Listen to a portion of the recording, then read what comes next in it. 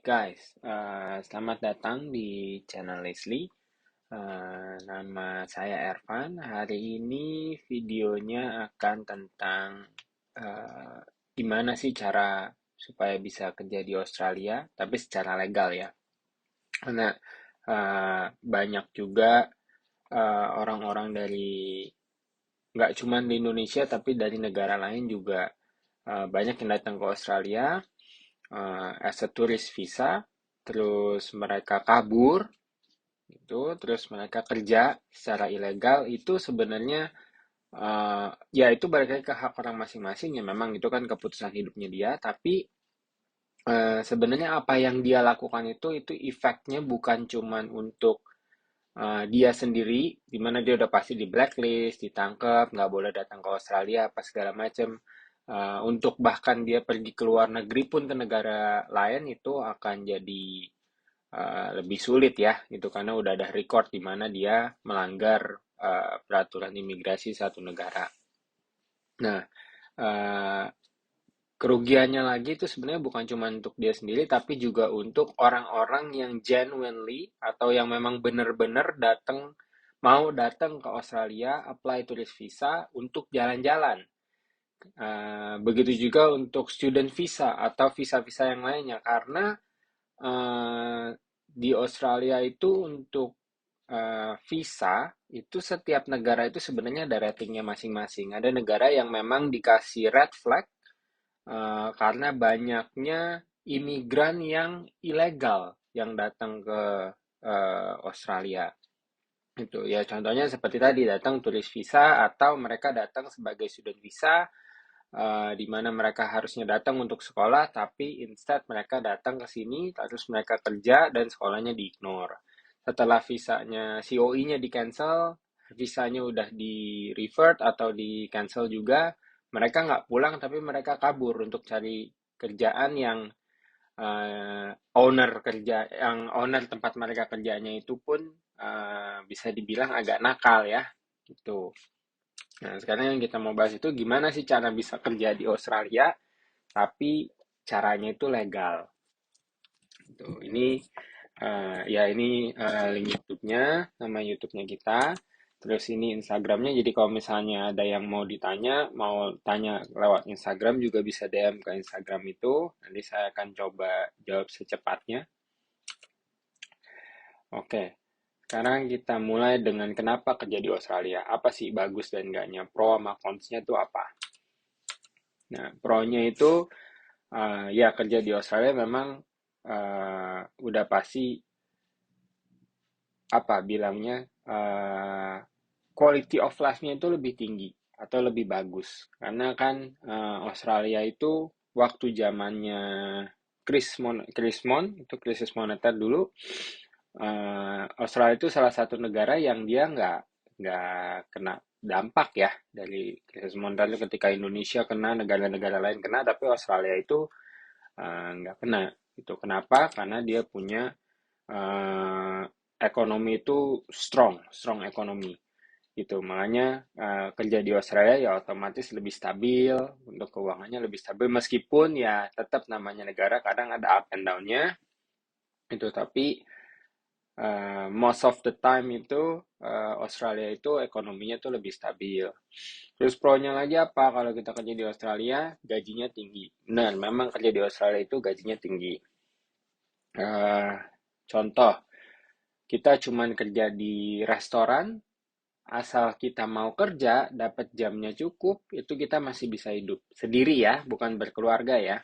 Ini kita bicara dalam keadaan sendiri itu, atau single, belum menikah, belum punya anak. Itu kerja di restoran pun, let's say 24 jam satu minggu, itu bisa untuk hidup di Australia karena gajinya itu lumayan tinggi. Nah, terus work life balance, maksud dari work life balance ini tuh kayak eh,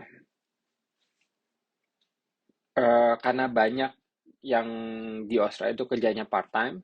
Jadi kalau ya sebenarnya tergantung lagi sih. Kalau kamu kerjanya di restoran ya mungkin Sabtu sama Minggu itu kerja.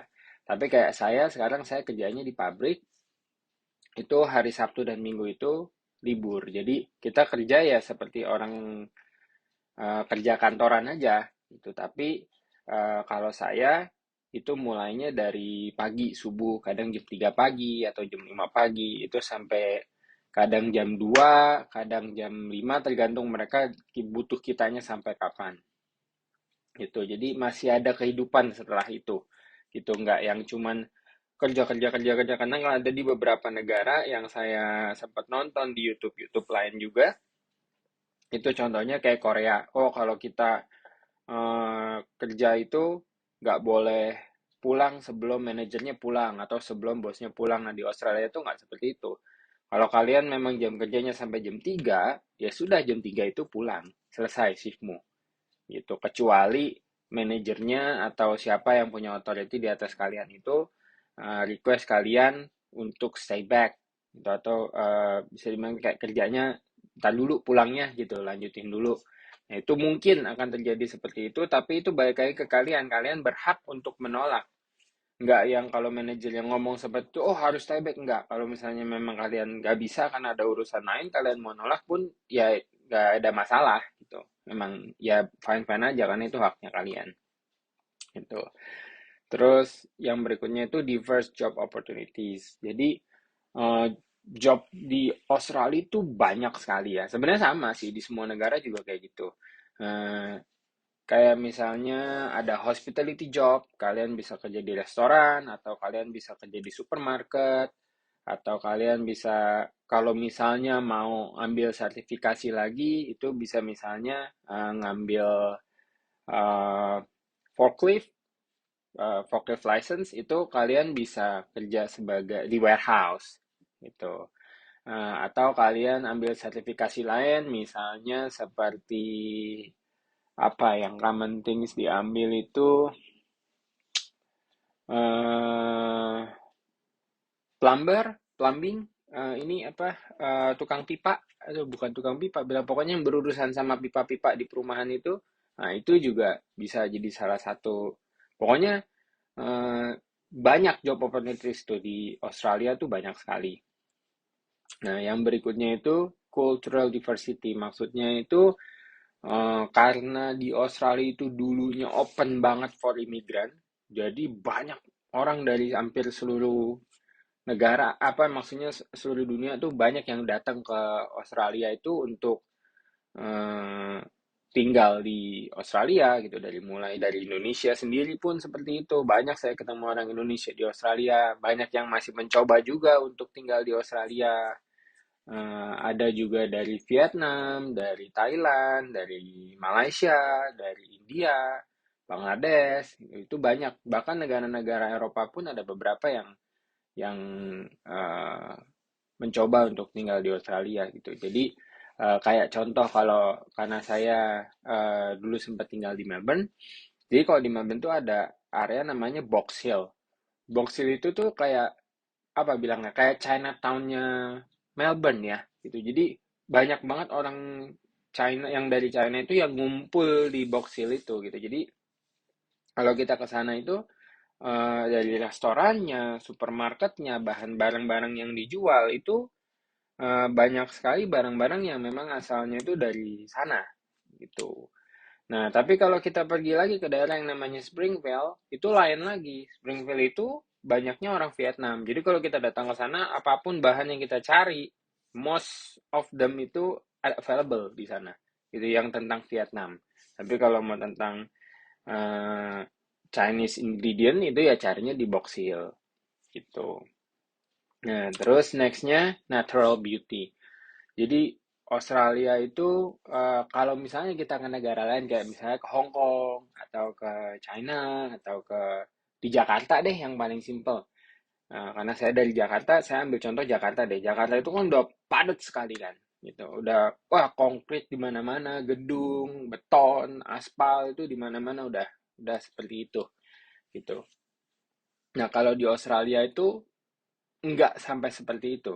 Tuh, kita tetap padat di sini, rame, konkret tetap banyak, gedung-gedung tetap ada, tapi ada penghijauannya tuh masih sangat banyak banget. Gitu. Kayak misalnya kalian tinggal di Melbourne CBD. Tetap ada Fitzroy Garden, ada garden ini, garden itu. Tuh kalau kalian jalan lagi ke suburb, itu masih ada lagi taman-taman seperti itu. Jadi eh, nggak ada rasa kayak hektik yang sampai gimana banget itu enggak. Kalian masih bisa jalan ke taman, gelar tikar, terus apa namanya ngobrol-ngobrol sama teman di sana atau yang kuliah yang lagi di uni itu bisa belajar di bawah pohon itu tuh masih masih bisa banget gitu karena indah banget kayak ini contohnya yang kalian lihat di layar. Saya sekarang tinggalnya di Tasmania di Hobart. Nah ini pemandangan itu tuh dari Mount Wellington gitu dan ini dari rumah saya itu cuman sekitar 20 menit naik ke atas gunung naik mobil ya. Naik mobil itu sekitar 20 menit dan pemandangannya seperti itu. Itu kan kelihatan ya masih banyak hijau-hijaunya ya. Memang sih kalau Hobart nggak seramai Melbourne, betul. Tasmania memang nggak serame mainland itu yang pulau besarnya. Tapi eh, ya bisa dilihat gitu. Maksudnya pemandangannya tuh ada kita mau pergi kemana tuh ada sesuatu yang kita bisa lihat, yang nyegerin mata lah istilahnya. Itu nggak yang semuanya serba gedung, rumah, ruko gitu nggak seperti itu kalau di sini.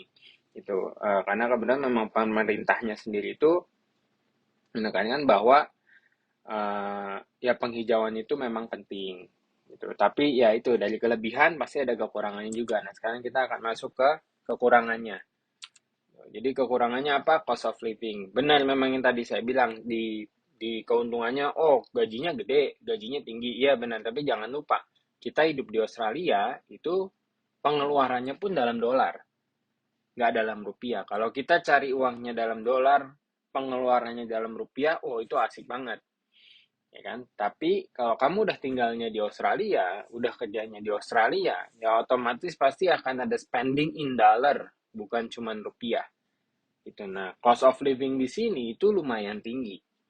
Bisa dibilang tinggi lah, bukan lumayan. Jadi sebenarnya basically itu kalau kamu kerja di sini, hidup di sini, itu sama aja, nggak beda jauh sama kamu tinggal di Indonesia, lalu kerjanya di Indonesia, hidupnya di Indonesia, itu rasanya masih mirip-mirip gitu. Tapi ya balik lagi kalau kita bisa ngirit, kita saving money as much as possible, nggak banyak jajan ini itu, nggak banyak beli ini itu ya savingnya bisa lebih cepat. Terutama kalau kalian yang kerja di sini terus kalian kirim ke Indonesia gitu. Nah itu lumayan banyak dapatnya.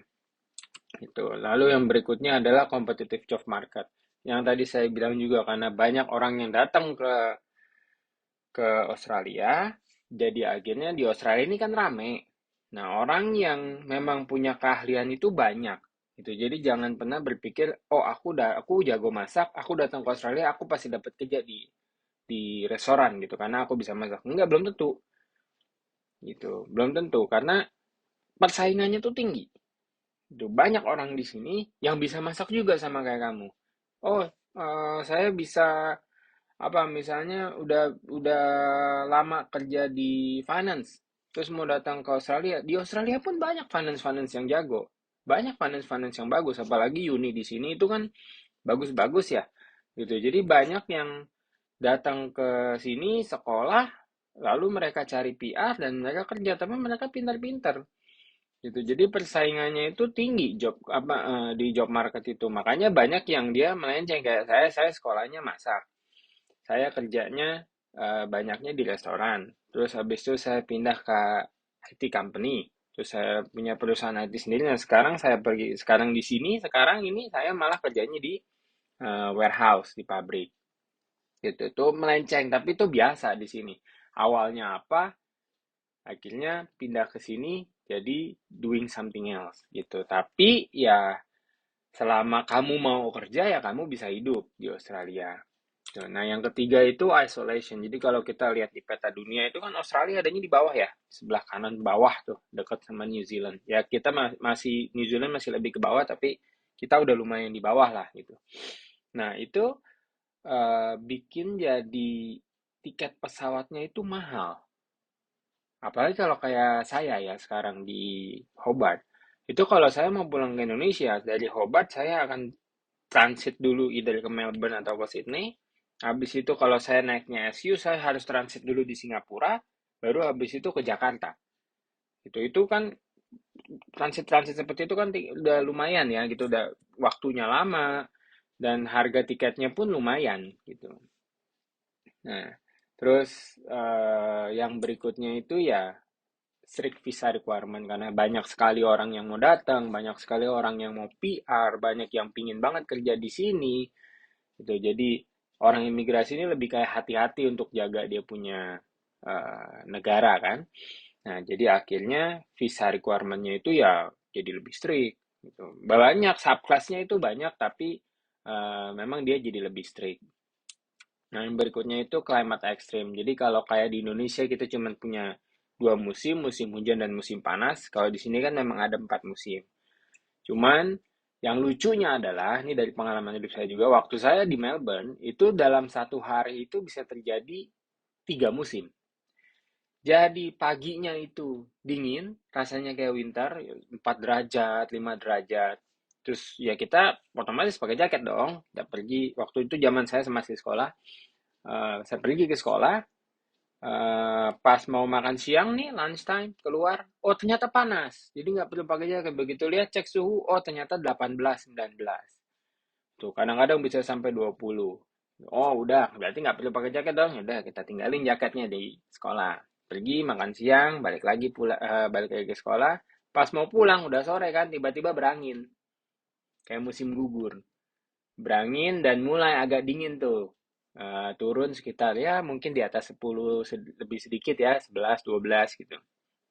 Nah, habis itu pulang sampai di rumah, begitu malam, ternyata udah di bawah 10 lagi. Bisa 7, 8 gitu. Dia agak ekstrim. Malah eh, itu kan dari suhu ya. Ada lagi kayak angin. Gitu. Di sini tuh angin sering-sering terjadi yang namanya angin kencang tuh sering. Gitu. Ada yang namanya bushfire itu. Jadi kalau di Indonesia itu panasnya itu lembab. Kalau di Australia itu panasnya itu kering. Jadi kalau misalnya ada di Indonesia kebakaran hutan disebabkan sama manusia, kalau di Australia itu kebakaran disebabkan karena tanamannya tuh kering, kena sinar matahari yang begitu panas, akhirnya kebakar. Gitu. Dan itu lumayan sering terjadi juga di Australia ya. Gitu. Nah, yang berikutnya itu long working hours. Jadi jam kerja itu bisa sangat panjang. Satu hari itu bisa sampai 12. Ya mungkin beberapa orang di Indonesia sudah terbiasa ya gitu. Mungkin ada yang udah biasa kerjanya dalam kurun waktu yang panjang gitu. Tapi di sini ya sama juga seperti itu kayak saya di pabrik itu bisa kerja 8 sampai 10 jam. Kadang kalau dibutuhin itu bisa lebih. Tuh, tapi jarang sih, biasanya 8 sampai 10 jam. Tapi ada juga yang kerja itu satu hari sampai 12 jam. Itu kayak ada contohnya teman saya yang dia kerja di restoran, itu mulainya dari pagi subuh itu bisa sampai hampir tengah malam.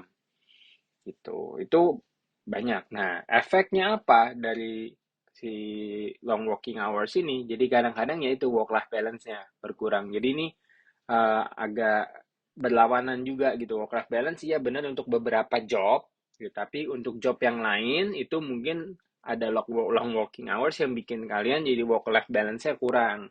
Ada lagi yang misalnya harus kerja di weekend juga gitu. Nah, itu kan ya jadi PR lagi gitu kan. Jadi kayak weekend nih harusnya sama keluarga gitu. Kalau yang single sih nggak masalah.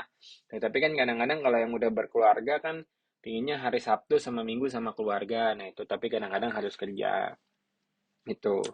Nah, yang berikutnya itu visa limitation. Jadi eh, karena subclass visa itu banyak, jadi kayak kalian mau kerja di Australia itu atau tinggal di Australia itu kan visanya ada macam-macam.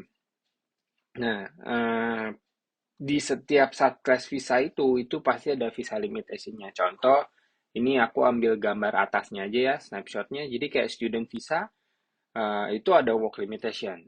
Ada visa limitation. Dia itu cuma boleh kerja 24 jam seminggu. Itu nggak boleh lebih. Terus kalau misalnya kalian ngambilnya working holiday visa, itu cuma bisa sampai 3 tahun. Itu pun harus diperpanjang setiap setahun sekali. Itu ada limitasinya masing-masing. Terus lebih ke kalau kalian belum PR itu belum ada dapat benefit apa-apa dari government. Gitu kayak Medicare gitu tuh belum bisa dapat. Gitu kalian harus beli sendiri health insurance-nya gitu. Nah, yang berikutnya itu visa apa aja yang biasa kita gunakan, yang bisa digunakan lah, yang biasa digunakan sama orang-orang tuh buat kerja di Australia tuh apa? Tuh, nah yang pertama itu ada working holiday visa. Ini mungkin yang paling gampang dan paling enak ya, gitu untuk apa namanya untuk di-apply gitu buat kerja di Australia karena banyak sekali orang Indonesia dan dari negara-negara lain tuh yang nge-apply-nya tuh visa ini gitu untuk coba dulu deh gitu loh tinggal di Australia tuh rasanya seperti apa sih tinggal di sini, kerja di sini, jadi orang sini tuh rasanya kayak apa. Nah, itu nyobanya pakai ini. Itu. Nah, working holiday visa sendiri itu dibagi dua subclass. Subclass yang pertama itu 417, yang satunya lagi 462. Bedanya apa? Bedanya itu cuma negara yang bisa apply. Jadi untuk beberapa negara pakainya 417, untuk beberapa negara pakainya yang 462. Gitu. Nah, yang berikutnya itu lewat student visa. Student visa itu subclassnya 600. Nah, kenapa saya bilang lewat student visa? Karena gini, sebagai international student, kita dari Indonesia datang ke Australia, lalu kita belajar di sini, kita punya hak untuk bisa bekerja itu 1 minggu itu 24 jam. Gitu. Kalau dulu zaman saya, ketika tahun 2012, ya 2012 itu, eh, kita cuma dapat 20 jam 1 minggu. Nah, sebenarnya sampai sebelum COVID masih 20 jam. Terus COVID muncul, akhirnya banyak international student yang pulang ke negaranya masing-masing. Jadi di sini kekurangan orang. Akhirnya jadilah udah imigrasi bikin peraturan, student visa bisa kerja semaunya dia. Nggak usah dibatasin 20 jam seminggu. Itu dulu kemarin waktu COVID. Nah, sekarang setelah selesai COVID, nah itu udah dibalikin. Jadi sejak Juli kemarin, Juli tahun ini, itu student visa cuma bisa kerja 24 jam 1 minggu. Itu.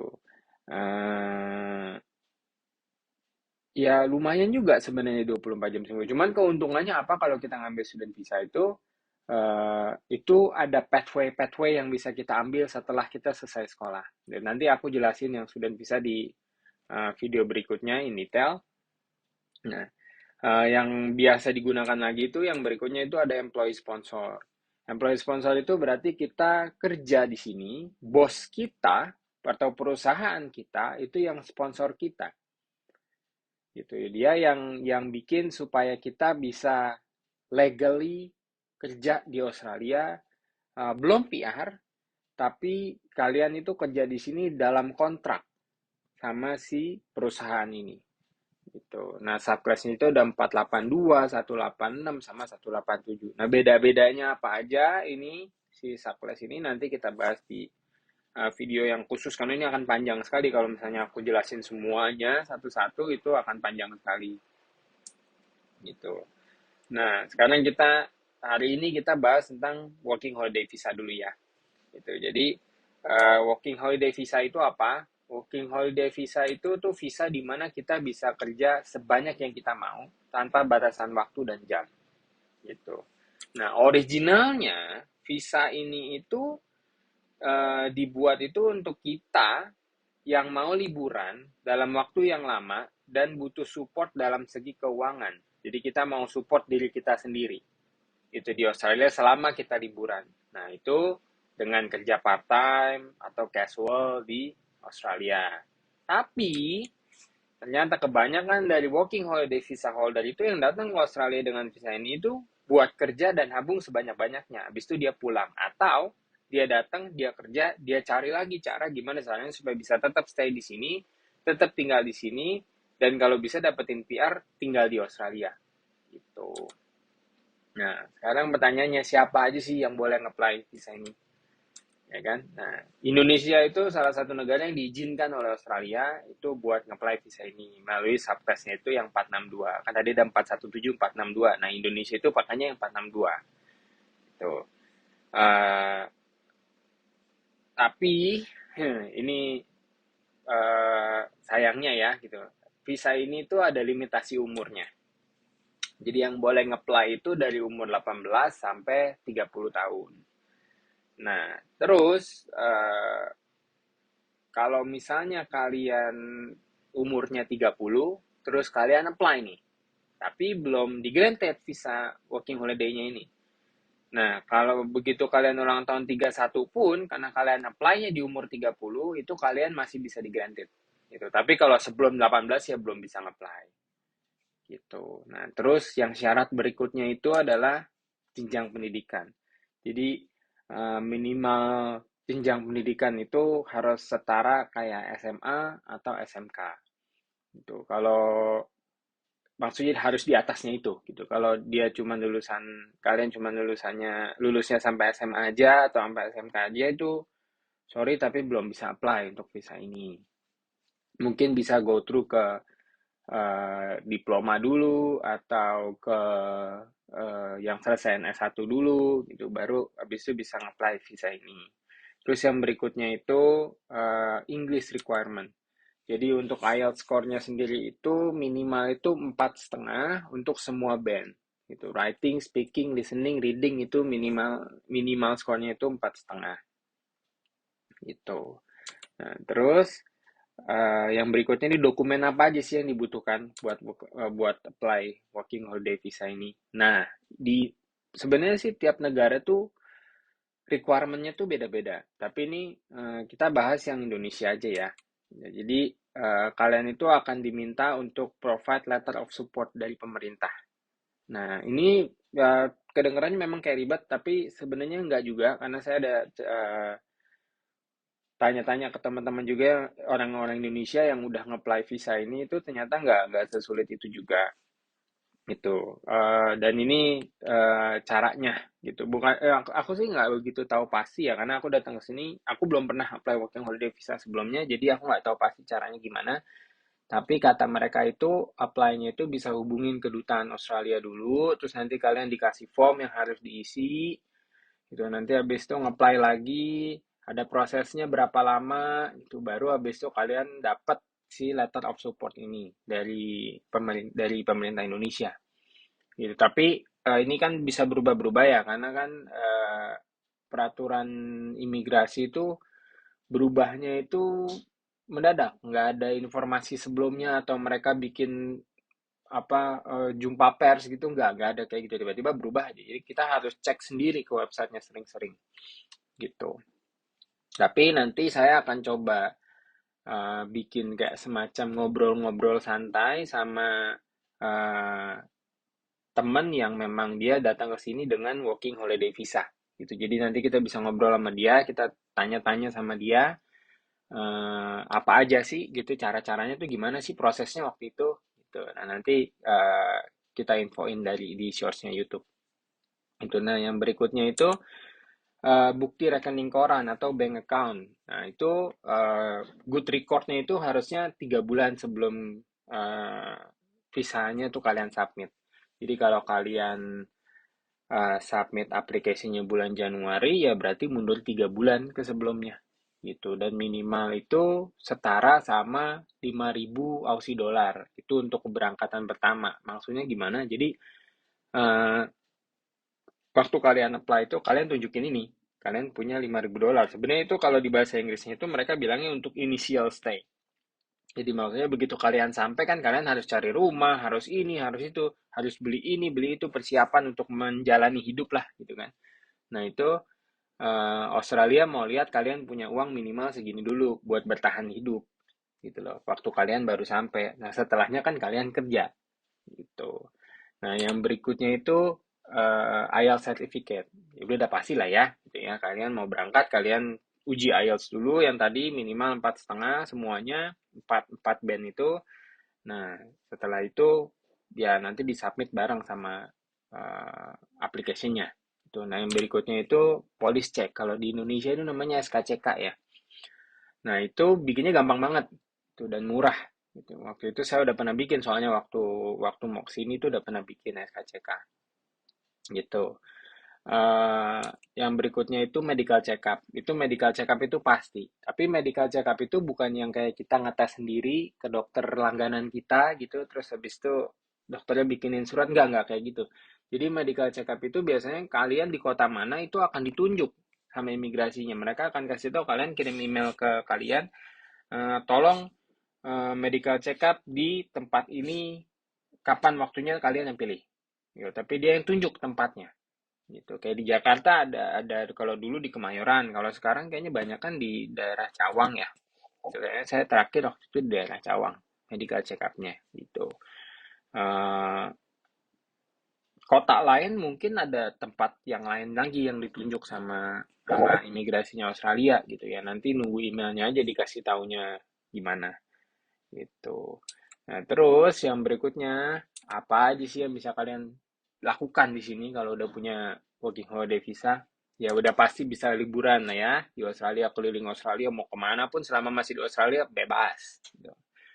Nah, terus habis itu kalian bisa kerja juga dalam bidang apa aja, tapi catch-nya adalah waktunya itu cuma 6 bulan di satu perusahaan. Jadi kayak misalnya kalian kerja di KFC, gitu. Ini contoh ya, kerja di KFC. Setelah 6 bulan, kalian harus pindah. Pindahnya bukannya harus pindah keluar dari KFC masuk McDonald, enggak begitu. Jadi kalian pindah ke KFC lagi pun bisa-bisa aja. Selama nama perusahaannya itu udah ganti. Misalnya tadinya KFC.pty Ltd. Nah, yang berikutnya KFC21.pty Ltd itu kan udah beda nama. Itu bisa. Itu karena saya tahu dan kenal sama orangnya juga yang case-nya itu dia dulu masuk ke Australia pakai working holiday visa, dia kerja sama bos saya juga sebelumnya eh, di salah satu restoran, tetapi bos saya ini punya restoran lebih dari satu. Jadi setelah dia kerja di sini karena cocok sama bosnya, akhirnya dia pindah ke toko yang lain, tapi nama PT-nya udah beda. Itu bisa. Yang penting 6 bulan gitu. 6 bulan per perusahaan gitu. Terus kalian juga bisa sekolah di sini, itu bisa belajar selama 4 bulan. Nah, itu biasanya tuh kayak yang kalian mau kerja di warehouse kan biasanya mereka akan minta, oh kamu bisa bawa forklift nggak? Itu bisa nyetir forklift nggak? Oh bisa, tapi kalau kalian nggak punya SIM, ya dianggapnya nggak bisa. Nah, makanya kalian bisa belajar 4 bulan supaya kalian bisa ambil loh yang license yang kayak begini gitu loh, yang forklift apa yang kecil-kecil gitu. Makanya kalian bisa belajar selama 4 bulan diizinkan. Ya, intinya untuk bantu kita cari kerja juga gitu sama Australia dibantuin. Nah, terus habis itu bisa keluar masuk secara berulang. Jadi working holiday visa itu kalian eligible untuk keluar masuk keluar masuk keluar masuk suka-suka kalian. Cuman kan sayang ya beli tiket terus ya kan tiketnya kan lumayan mahal gitu. Jadi sayang lah kalau keluar masuk. Tapi kalian boleh gitu kayak misalnya nih kalian udah 6 bulan, 7 bulan di Australia, wah udah mau ulang tahun nih, kayaknya enakan ngumpul sama keluarga di Indonesia, pulang dulu deh, pulang, boleh. Nanti selesai udah liburan Indonesia sebulan, balik lagi, boleh, balik lagi. Selama masih aktif ya visanya, itu boleh, gitu. Diizinkan untuk keluar masuk Australia secara sampai berulang-ulang kali itu boleh. Nah, sekarang nih yang biasanya orang tanya itu, berapa duit sih kalau mau nge-apply visa kayak gitu? Mahal nggak sih? Nah, ini berapa total biaya buat apply visa ini? Jadi visa application fee-nya itu untuk tahun pertama itu $635. Itu per hari ini di-upload video nih harganya segini.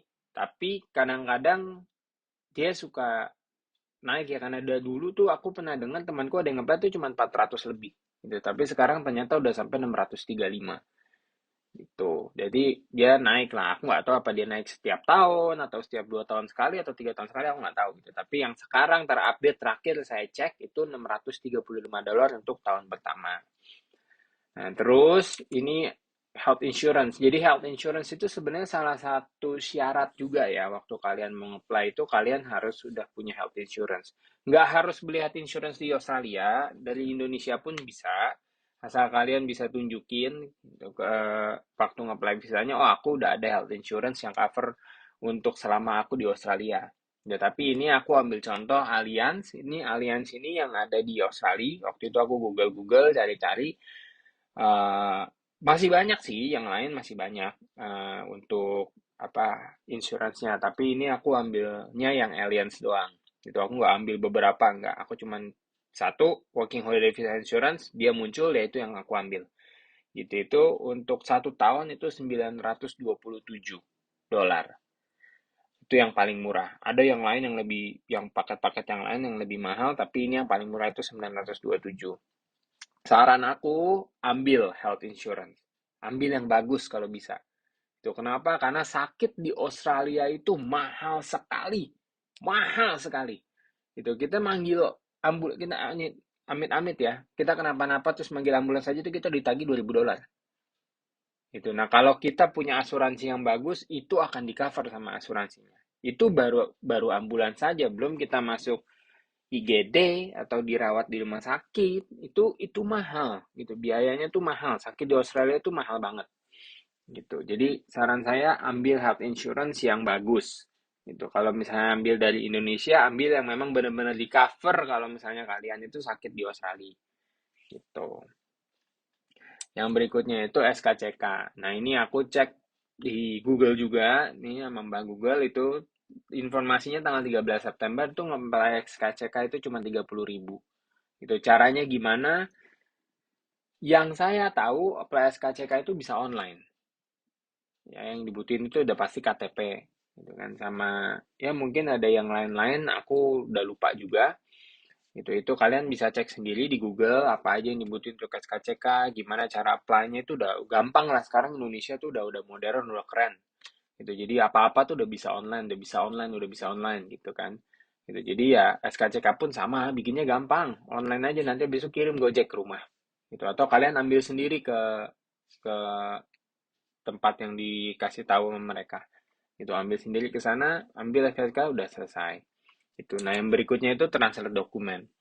Jadi kayak ijazah sekolah, ijazah S1, gitu-gitu, itu kan kalau dia ada bahasa Indonesia dan bahasa Inggris, itu biasanya nggak perlu ditranslate. Itu mereka nggak minta. Tapi kalau yang full Indonesian semua, ya mereka pasti akan minta translate. Itu kayak contoh KTP gitu. KTP itu biasanya mereka minta untuk ditranslate gitu, karena kan KTP kita nggak ada bahasa Inggrisnya ya. Gitu. Jadi ya itu mereka akan minta KTP ditranslate, terus jasa sekolah itu ditranslate. Pokoknya yang Indonesia doang nggak ada bahasa Inggrisnya itu biasanya minta translate. Nah, termasuk juga kalau kalian mau nyetir di Australia, itu kalian nggak perlu bikin international license atau bikin SIM di sini. Kalau kalian nggak tinggal di sini, ya sebenarnya aturan yang benarnya itu SIM yang ditranslate itu bisa tinggal di apa maksudnya bisa dipakai di Australia itu selama 3 bulan. Setelah 3 bulan kalian harusnya itu bikin SIM sini. Tapi sepengalaman saya dulu waktu zaman saya masih sekolah di sini, masih student, itu saya pakai SIM-nya translate. Saya nggak bikin SIM Australia itu untuk nyetir di sini. Jadi saya pakai SIM Indonesia yang saya translate itu, nah, lalu bisa dipakai di Australia. Nah, bedanya sama SIM internasional, kalau SIM internasional itu bisa dipakai di sini 6 bulan. Kalau SIM Indonesia itu 3 bulan. Itu yang saya tahu ya. Waktu itu saya sempat iseng tanya sama polisi gitu, ngobrol-ngobrol, dibilang tuh seperti itu. Gitu. Jadi kalau kalian punya international license dari Indonesia, itu kalian diizinkan untuk di sini 6 bulan. Gitu. Tapi setelah itu, selain dari itu kayak yang SIM Indonesia biasa yang kita translate, SIM A, SIM C kita translate itu 3 bulan gitu. Tapi kayaknya saya lihat banyak yang mereka nggak bikin SIM sini kok gitu. Banyak kan kalau WHV, student visa kan belum tentu tinggal di sini gitu. Jadi ya nggak perlu bikin full license Australia juga lah gitu kan, karena agak ribet ya bikinnya gitu. Nah, recommended-nya itu kalian cari translator yang itu udah NAATI certificate. Karena NATI ini kita biasanya nyebutnya NATI ya. Itu NATI itu dia tuh organization-nya udah di acknowledge sama sama Australia gitu. Jadi Kalau misalnya ada urusan sama imigrasi, urusan sama pemerintahnya Australia, apapun itu yang mesti ditranslate itu kalau udah judulnya ada Nati itu berarti udah resmi gitu. Mereka udah tahu, oh ya Nati ya udah tahu gitu. Dan untuk jadi translator Nati itu kan harus sekolah Inggrisnya harus benar-benar ya harus certified lah gitu.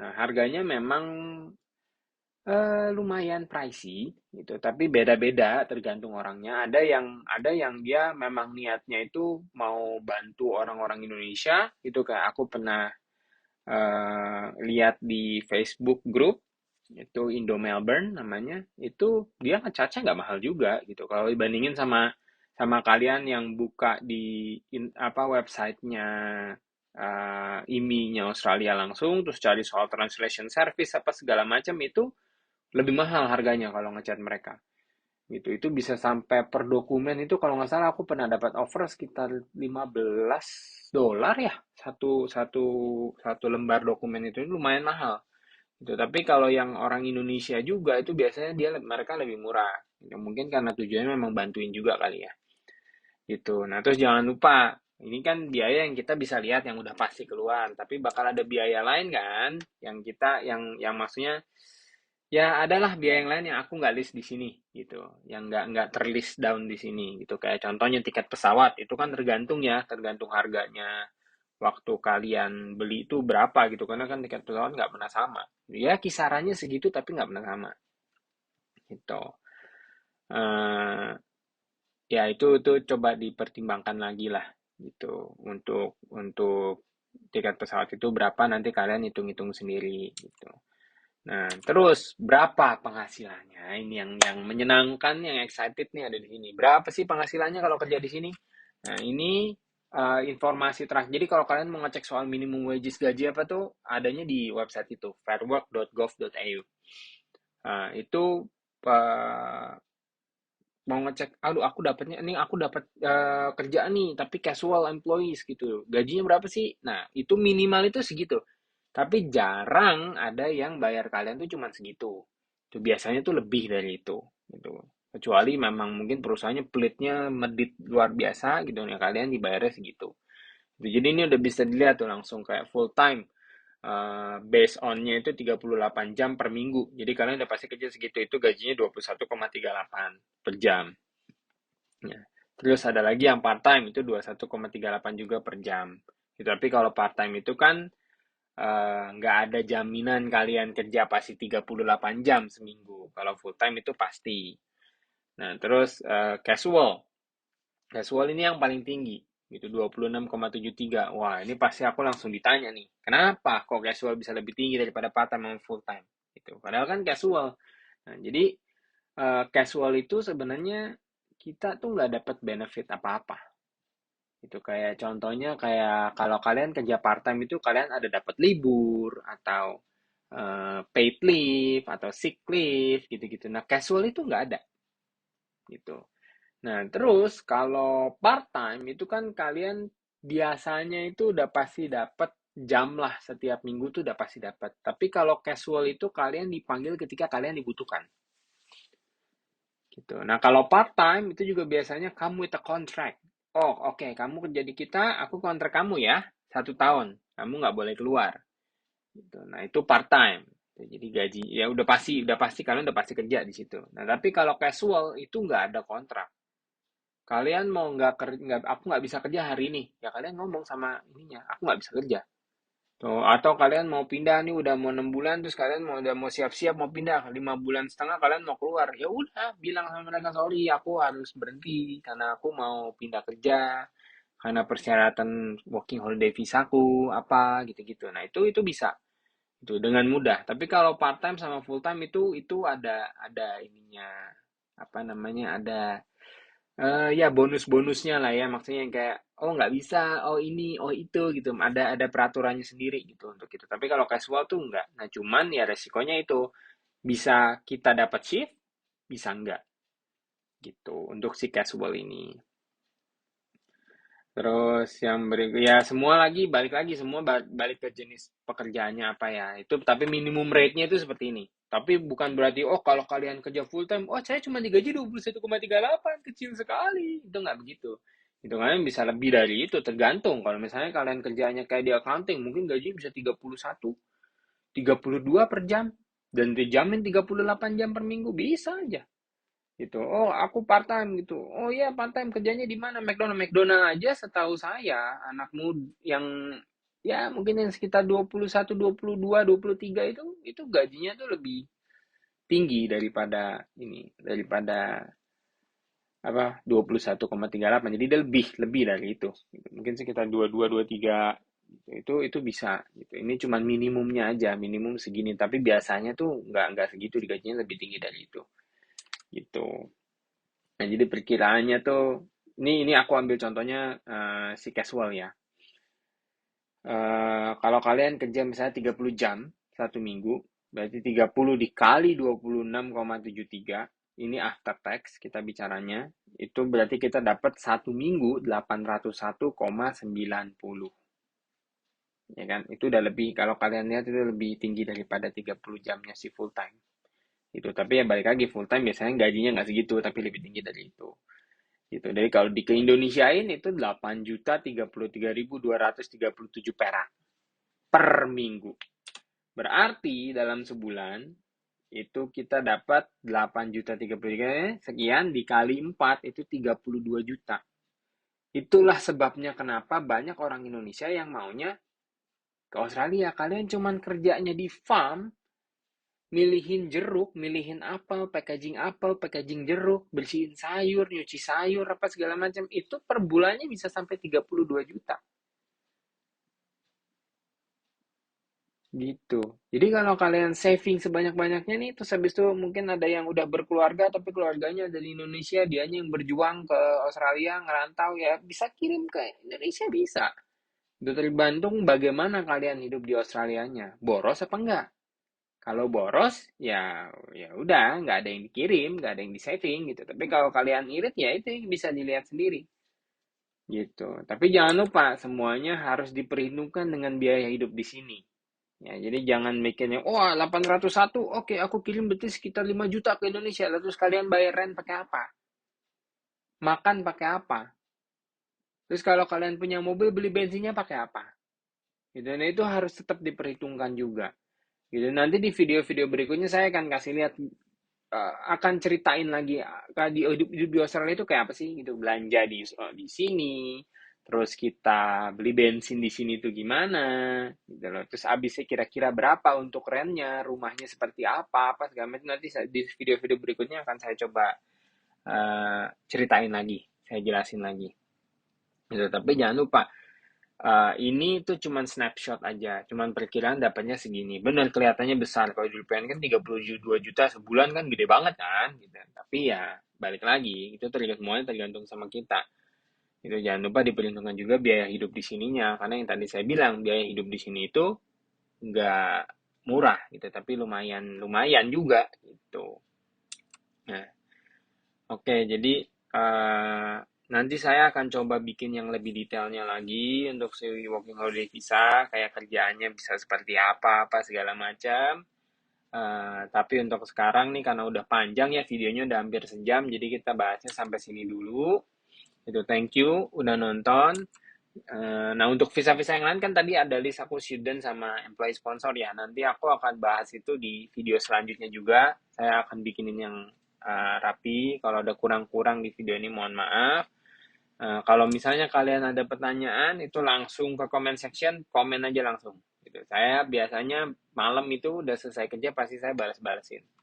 Itu. Kalau nggak nyaman untuk tulis di komen, mau DM Instagram langsung, silahkan add langsung tanya.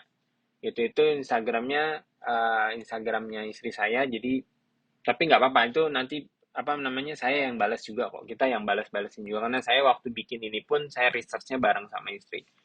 Itu maksudnya mau bikin supaya informasinya itu sejelas mungkin gitu. Nah ntar yang video berikutnya ini kita bikin yang student visa ya gitu, biar uh, yang student visa tuh lumayan seru karena banyak banyak yang dibahas tuh, banyak gitu. Mungkin bisa sampai sejam lagi videonya, ya nanti kita lihat gitu. Tapi lumayan banyak yang kita bisa bahas dari si student visa ini. Gitu. Nah, terus kalau misalnya kalian ada mau bikin apa kayak bro bikinin ini dong video pas lu jalan-jalan di ini di apa namanya di Hobart atau apa itu ya di request aja dulu sekalian kan buat nambah bantuin kita cari ide juga informasi apa sih yang kalian kira-kira perluin gitu ya nanti kita bikinin gitu. Bisa post di komen juga gitu kan request aja post langsung di komen atau lewat Instagram itu bisa gitu. Nah terus jangan lupa kalau misalnya videonya kira-kira bantu kalian eh, kasih tombol like boleh buat bantu-bantu atau share ke teman yang mungkin lagi mau nyari informasi nih pengen tahu kayak apa gitu atau yang lagi nyari kerja buat di consider untuk kerja di Australia bisa share ke teman-teman kalian. Terus jangan lupa subscribe channelnya supaya nanti kalau ada informasi-informasi tentang visa atau tentang apa itu kalian bisa langsung dapat gitu. Jangan lupa juga loncengnya dihidupin. Oke, thank you for watching. I'll see you in the next video. Bye bye.